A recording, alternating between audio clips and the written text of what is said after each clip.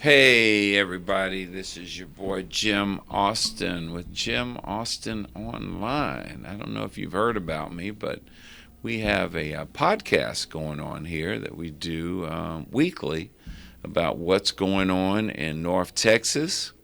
Also, we talk a lot about commercial real estate because that's my real job.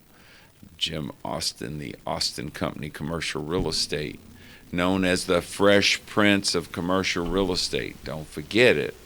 But one of the other things we do, we talk to about people that are interesting, people that come into my life and then are doing things.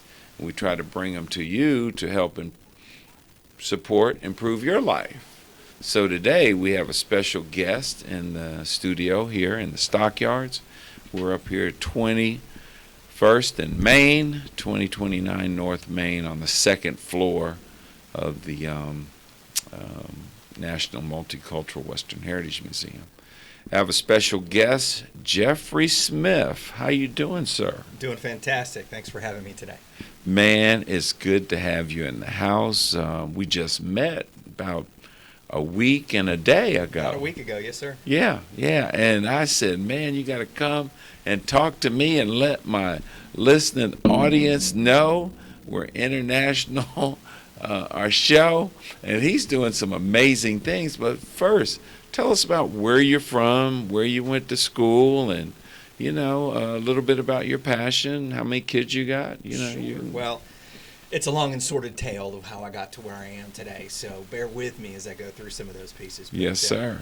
The root of everything I've done has really been tied to performing arts. I think I've done that my entire life. I've got 30 plus years experience in working in some way, shape, or form connected to the performing arts. I lived in Texas, but as a young kid, my parents moved around a lot. We went to several different states, several different cities. A lot of people always think, were you a military kid? I'm like, no, actually, I'm a YMCA kid. My dad actually would go into YMCAs that were struggling and help them with a business plan and prognosis and redesign and re-implement, build them up to a successful YMCA for the city and the way that they can give back to the community and build on it. And then he'd move on to the next one. He would go, okay, that's great, what's next? And so he'd move to the next. And I think a lot of my passions kind of came from his processes on how he worked through things and looked at the process and the journey and how he really could go and work and find things that he could fix and make things work better. Always looking for what's next, which was always very important to me. We ended up landing in Midland, Texas, of all places, and that's where I graduated from high school and went on to Texas Tech University, graduated there with a degree in theater. And like most people who get their degree in theater are like, I'm going to go to the East Coast and seek my fame and fortune in serious heavy-duty theater. And so I went to the East Coast for about 2 or 3 years, and anecdotally, the first show I get cast in is Will Parker in Oklahoma. I will never do that show again. I spent a little too much time doing that one. But I really enjoyed the experience up there. I had the opportunity to work both on stage and behind. So I felt like I had some really good experiences. And along the way, my parents ended up in Fort Worth again, which is where I was born. And my mother had called me and said, you need to come down and check out Texas High School Theater, because Texas High School Theater is doing exactly the things that you want to do, building things from the ground up, sinking your teeth into, and having that opportunity to explore. And so she invited me to come back down, and I went to see a show at a high school and was just floored. I was impressed that the caliber of performance that we were able to see with a high school performance, the caliber of set design, theater itself, what the theater looked like, and it really just was a perfect storm for me that pulled me back, and I went into educational theater and became a theater teacher for a while. And at that point, I started getting plugged into different organizations, Texas Educational Theater Association, some other theaters, and architects around the area, and started working consults and helping people with their theaters and their theater designs and what does it look like, how do we shape it, how do we mold it, hearing a pattern start to unfold. Yes, I feel you. You know. So it is one of those things that, I did that for a while and felt like I needed to increase my own business acumen, moved into administration, and learned that side of the world because I really adhere to the idea that everyone has the ability to create social change. And with that being the backbone, working through a program from next to nothing up to 300 plus, then wanting to work with more students, then becoming an assistant principal and principal of a school of over 2,100 students, it just became that snowball of what's next, what's more, where do I go next? My wife and I got to a point where we were really discussing at a crossroads, where is it that we see ourselves going? What is it that we really want to do? We have 4 kids, ranging in age from 29 to 13. We have always instilled in them the passions to seek out their passions, to strive for their passions, to go for what they feel like they are most drawn to do. Always do what you enjoy. Then you never work a day in your life. So we sat down and had this long conversation. What is it that we want to do? We keep telling our kids this, but how do we personify that? And without missing a beat, we had this conversation. It was in December of 2016. And without missing a beat, I looked at my wife and I said, I know exactly what I want to do. There's this building that has been sitting vacant in the Fort Worth Stockyards. It's an old theater. It's been there forever. And it hurts my heart every time I drive by that building to see that it's just not being taken care of. That's what I want to do. I see very clearly what we can do with that, what it's going to become, how we can make that the cornerstone and be able to give back to the community and connect. And my wife looked at me, and instead of there being this long conversation, right, it was 30 seconds. She looked at me and said, okay. And literally within 24 hours of that conversation, we had incorporated. Within 48 hours of that conversation, we had found out who held the building, knew that we were able to get connected with those people. We had some connections from actually a gentleman that was a commercial real estate broker, was someone who graduated from the same high school about the same time that my wife did. So we ended up, you got the deal closed. It was the right place, the right time, and we were able to connect with the folks that were wanting to put this thing together before, and they sat down with us, saw what our vision was, and said, let's go. And well, piggybacking on, your how we got from there to here, and just us meeting, the project that we're going to be talking about is called ISIS Theater. And we met at a presentation at the Stockyards Business Luncheon about a week ago, and I was impressed. I was more impressed with your wife, because I'm the same kind of guy, that when you have people of vision and people that are going some places and being successful, 10 times out of 10, they have a wonderful wife that's their partner and is in same agreement. I was going to say in bed, but my wife said, you shouldn't say that, Jim. So we won't say in bed, but yeah, I enjoyed meeting her, and I want to thank you for coming over, because we want to spend some time talking about your vision as to rebranding and bringing ISIS back. And when you say ISIS, people say, ISIS? What's Jim doing with ISIS in his studio? So that's the first thing you think, because that's a word that's really brings attention to people's heart. So tell us about ISIS Theater and what's going to happen now that you've been able to secure that building. Well, it's a really good question. And when we talk about the building itself, the ISIS Theater has been in the Fort Worth Stockyards since 1914.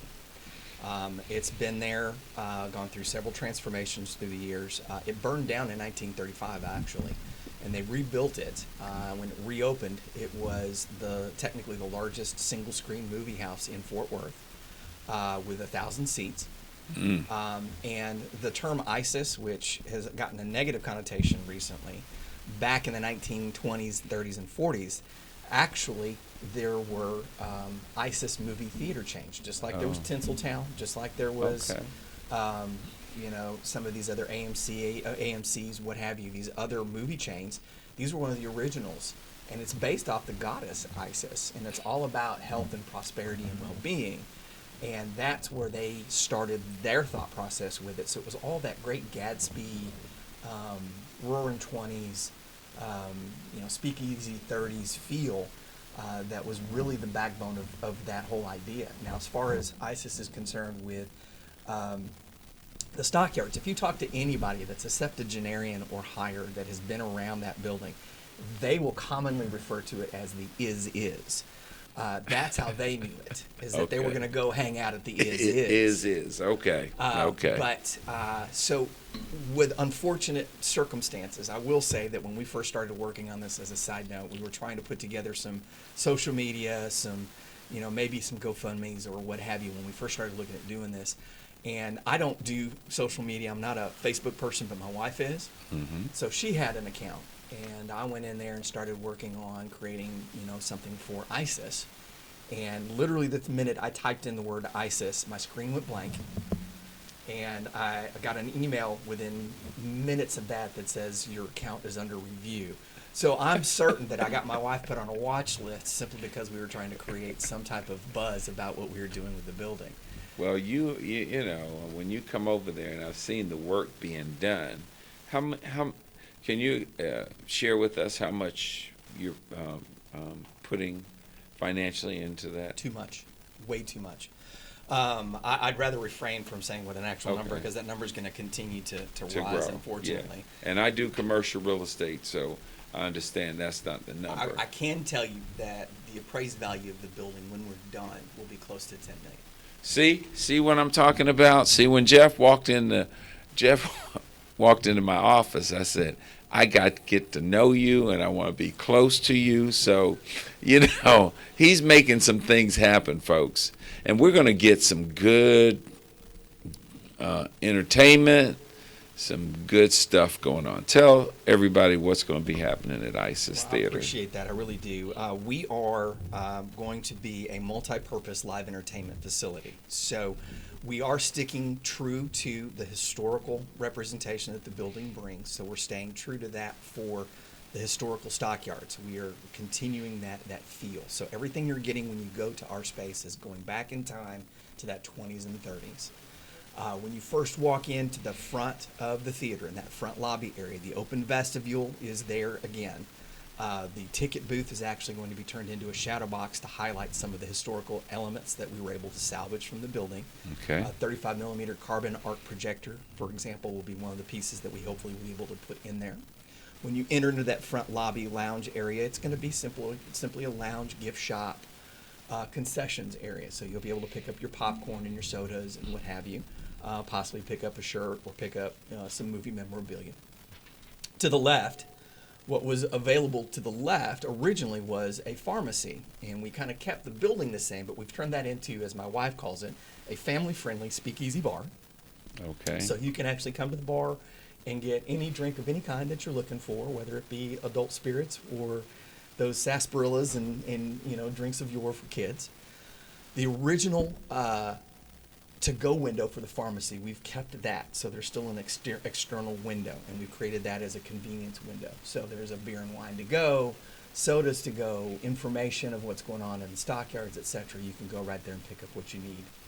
When you then enter into the theater itself, it is a 500-seat house theater with a large screen. It's over 37 feet wide. We will run classic films during the day.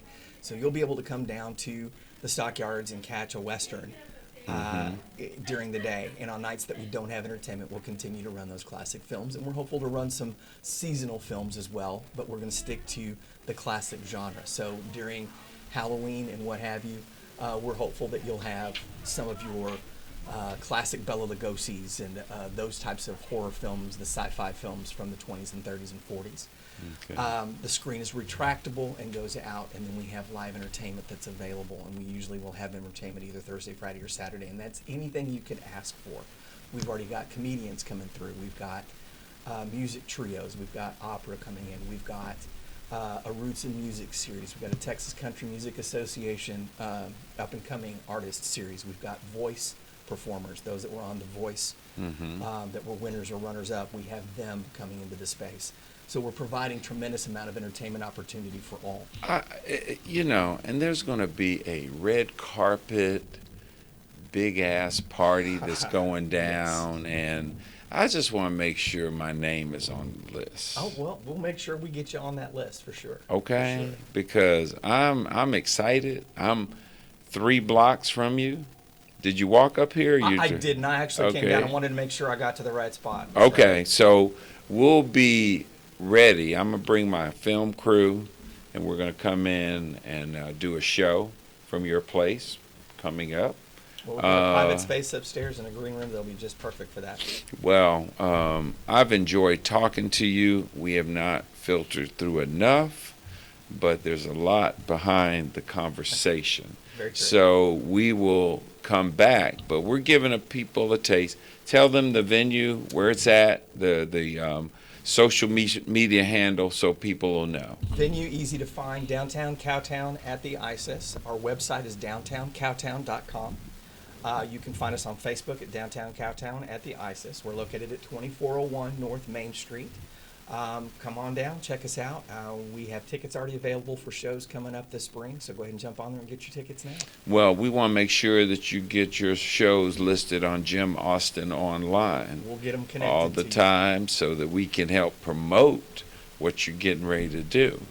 So I'm excited, Jeffrey, and I'm excited about our expanding our friendship. I think when we met, we had a good feeling about each other, and I'm excited. We're going to be celebrating Black History Month in February. Absolutely. So I want to put your shows on our list, so there's some things. Hey, I'm Jim Austin. I'm coming to you from the Austin File, from the Stockyards Podcast Studios, and we bring you things that are going on in North Texas that are important to everybody. So thank you for checking in. Please go in, subscribe to my newsletter, my Facebook, and also my YouTube channel. And I look forward to talking to you again. See you later.